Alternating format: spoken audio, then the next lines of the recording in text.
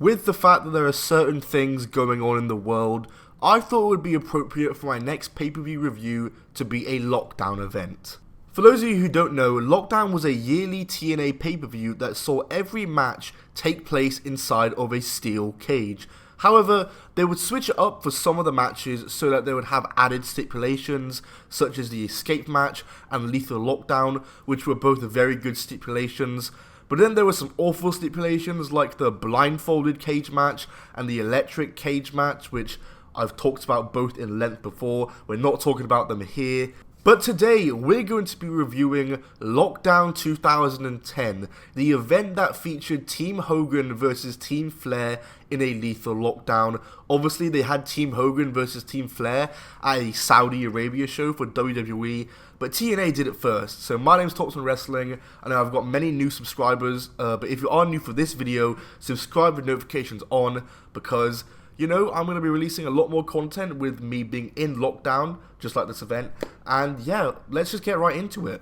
Lockdown is taking place from the Family Arena in St. Louis, Missouri, to an attendance of 3,000 people. And we open the show with James Storm, who's a member of Team Flair, versus RVD, who is a member of Team Hogan, where the winner gains the advantage in the Lethal Lockdown match.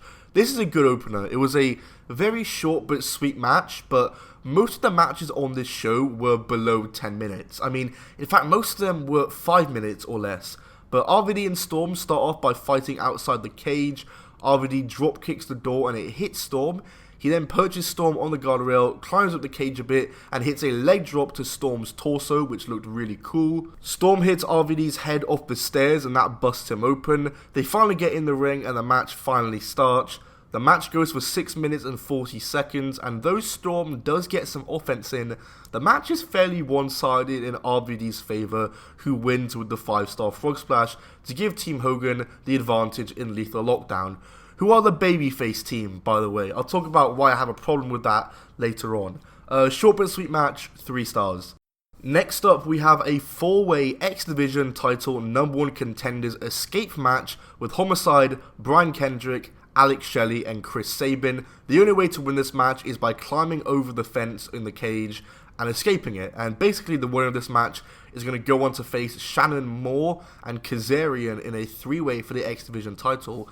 The match was meant to be Doug Williams defending the title against Kaz and Moore, but due to travel issues, Williams wasn't able to make the show, and so the title was vacated and making this match in order to make a new 3-way, and it's going to be for the vacant X Division title, the winner of this match versus Kaz and Shannon Moore. The story told in this match is since Shelley and Sabin are a team and are working together, Homicide and Kendrick work together themselves in this match, and the finish sees Homicide and Kendrick about to hit a double team top rope back body drop onto Shelley, but while Kendrick isn't looking, Homicide just sprints off and escapes the cage to win the match in 4 minutes and 58. I'm going to give it 2 stars. It was very short, and maybe if given longer and given more opportunities to do more spots, these guys could have done a lot better because they're all very good wrestlers. But I do understand why this match was short. It's probably because they didn't want to risk injuring or tiring Homicide for his match later on, nor did they want to actually overshadow the X Division title match itself. And coming up next is Kevin Nash versus Eric Young. Yes, this match happened in the 2010s. So this match is taking place after Nash turned on the band, teamed up with Young, and then turned on Young to rejoin the band, all in the space of about a month. Brilliant build. So during the match, Young is in control, but Nash pushes the referee away and hits a low blow on Young while the ref can't see, which makes no sense because they're in a cage, so surely he can just do that in front of the ref and can't be DQ'd. But to be fair, this is TNA, they've had cage matches end in DQ before, and they've also had people win the titles by DQ before.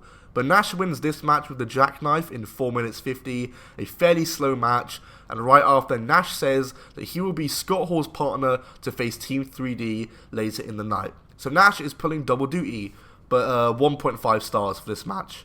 Next up, the Knockouts Tag Team Champions, the Beautiful People of Madison Rayne and Velvet Sky, are facing the Knockouts Champion of former Beautiful People member Angelina Love and former Knockouts Champion Tara, The build to this match saw Tara lose her title in the awful Lockbox Challenge, with Angelina being the one to win, and in this match, all the titles are on the line. So if Love and Tara win, they win the tag titles. However, if the Beautiful People win, whoever gained the pinfall wins the knockout title.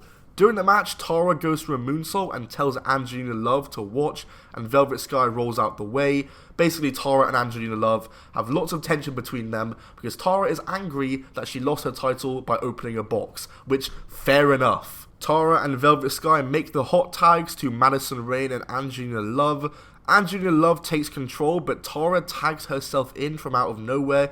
She hits the Widow's Peak on Rayne, but Sky breaks up the pin, which leads Angelina to run in and fight Sky, distracting the referee, which makes Lacey Von Erich to just open the door, because wow, that door is locked really well. She just straight opens the door, hits Tara with the Knockouts tag belt, and Rayne pins Tara to win the Knockouts title. Angelina Love is distraught that she just lost the title without being pinned, which is ironic because Angelina Love won the title in the first place by opening a box.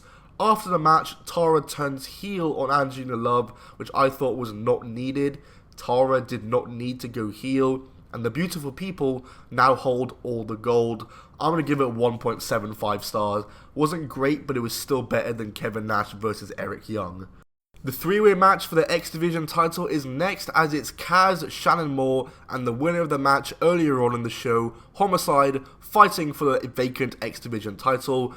This match was the longest on the show up until that point, going for 9 minutes and 7 seconds. There's some good spots in this match and good high-flying action and use of the cage, and Kazarian wins the match with an awesome move that I don't even know what it's called. He holds him in the position for an Alabama slam, and then hits almost an inverted tombstone. It looked sick. So Kaz is the new X Division champion and proceeds to celebrate without the belt because Doug Williams still has it, which is hilarious. Team 3D versus Hall and Nash is next, and boy, was I not excited for this match. I thought this match was going to be terrible, but the match starts off with them crawling? I was about to say crawling in the crowd. It starts off with them brawling in the crowd. I'm going to leave that in, which I swear literally happened in every Team 3D match. They always had a crowd brawl. The crowd are really hot for this match, and once they get in the ring, Hall and Nash get a bit of offense in, but other than that, Team 3D just dominate. They hit the what's up, then Ray gets a table, 3D to Scott Hall through the table to win the match in 6 minutes and 45 seconds. This was a lot better than I thought. 2.75 stars is what I'm going to give this one. Way better than I expected. Next up, it's a banger as Kurt Angle faces Mr. Anderson. The story going into this match is that in the first match of their feud, Mr. Anderson used Kurt Angle's dog tag necklace to bust Angle open and win the match. Now this necklace was given to Angle by a member of the US Army, so it's being said that Mr. Anderson disrespected the troops and Kurt Angle is doing this match for the troops. And for this match at Lockdown, you win by escaping the door. A couple weeks ago, there was a ladder match between the two on Impact with the key to the door on the line, which Anderson won. So here's the key around his neck as a necklace, but this stipulation is pretty damn pointless, and it just is, because the key barely comes into play. Kurt Angle is busted open very early on in the match by Anderson hitting repeated shots to the head. Anderson is in control for a long portion of the match, but eventually he is busted open too. This match was just very intense, and it fits the story perfectly because it was a very personal rivalry, and these two guys were basically just in there trying to kill each other, which is exactly what this match should have been.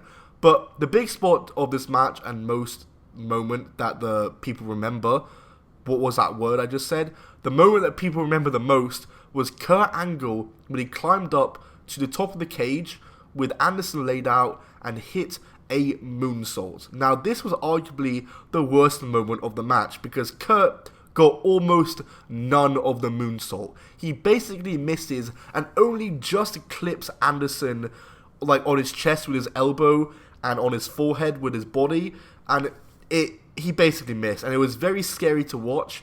and after it happened, the commentary just went silent for about 10 seconds.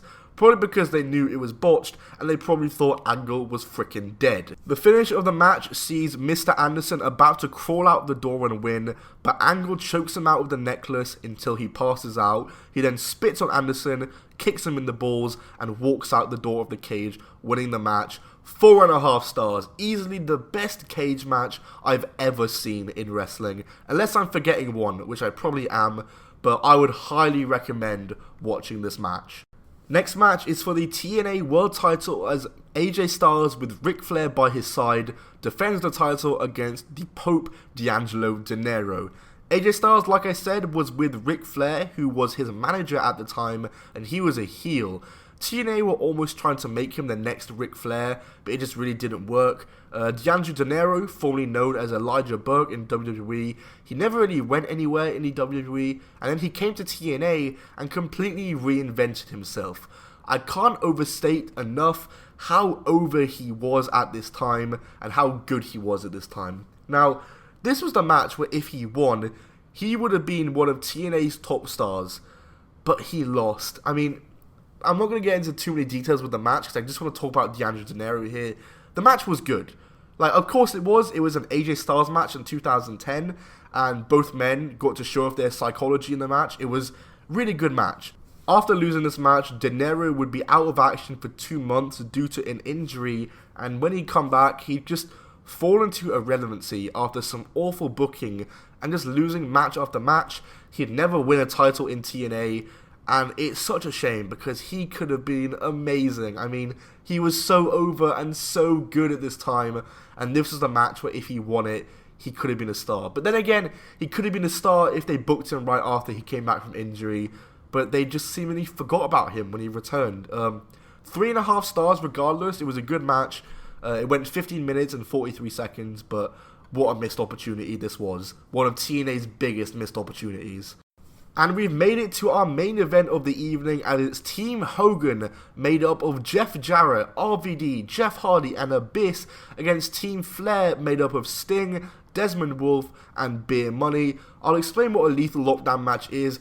Basically, it's TNA's version of War Games.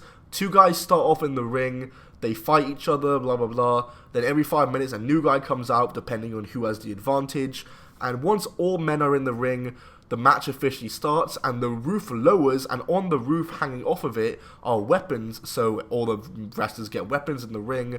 But basically it's very different to War Games in the fact that obviously the roof lowers with the weapons, there's only one ring, and you're allowed to brawl on the outside. This is easily one of TNA's best stipulation matches, up there with Ultimate X and Monsters Ball, but it's just a very good stipulation match. They're always very good, these matches. Abyss and Robert Roode start off the match, and next out is RVD. Team Hogan obviously have the advantage after RVD won the match against James Storm earlier on the night, which my problem with the babyface team having the advantage is that when it comes to War Games and Lethal Lockdown matches, the heels should always have the advantage in matches like these, because if they win, it means the babyfaces have the excuse that it was a numbers game and they had the advantage, whereas if the babyfaces win, they've overcame the odds and they look really good. But when the babyfaces have the advantage, then there's nothing hype about it when they win the match. The next entrant is Desmond Wolfe. Roode then low blows Abyss, and then Jarrett comes out. Then James Storm comes out and reopens RVD's wound and make him start bleeding again. Jeff Hardy is out next, but he never comes out as we cut to backstage, and Sting has beaten him up with the baseball bat. Sting then comes out, and the roof has lowered and the match has officially begun, even though everyone wasn't in the cage. Everyone starts wailing on each other with weapons, and then Jeff Hardy finally comes out and starts beating up everyone on the outside with a kendo stick. Abyss then chokeslams Sting through some thumbtacks, and Hardy and Roode fight on top of the cage where, for some reason, there's a ladder and a table. Hardy puts Roode on the table, climbs up the ladder, and hits a splash on Roode through the table. This ruled. Then Ric Flair comes out, then Hogan, then Bischoff. Oh god. Bischoff then took out some brass knucks and looks like he's going to give them to Flair, but then he gives them to Hogan in a swerve, brother, who beats the crap out of Flair, makes him bleed. He throws him into the cage. Flair then walks around aimlessly and falls right into the tacks, and then Abyss pins Wolf with a black hole slam for the win for Team Hogan. What a chaotic match. 4 stars I'm going to give it. It would be higher if Hogan didn't feel the need to make the match all about him in the end with Flair and Bischoff, but good Lethal Lockdown match here. My final rating for this show is going to be 3.75 stars. Obviously, a lot of the matches were very short on this show, so it was very hard to rate them highly. But best match on the show was obviously Kurt Angle versus Mr. Anderson. The Lethal Lockdown match was very good, as was Stars versus Dinero. But 3.75 stars I think is a fair rating. Very good pay-per-view, really good pay-per-view.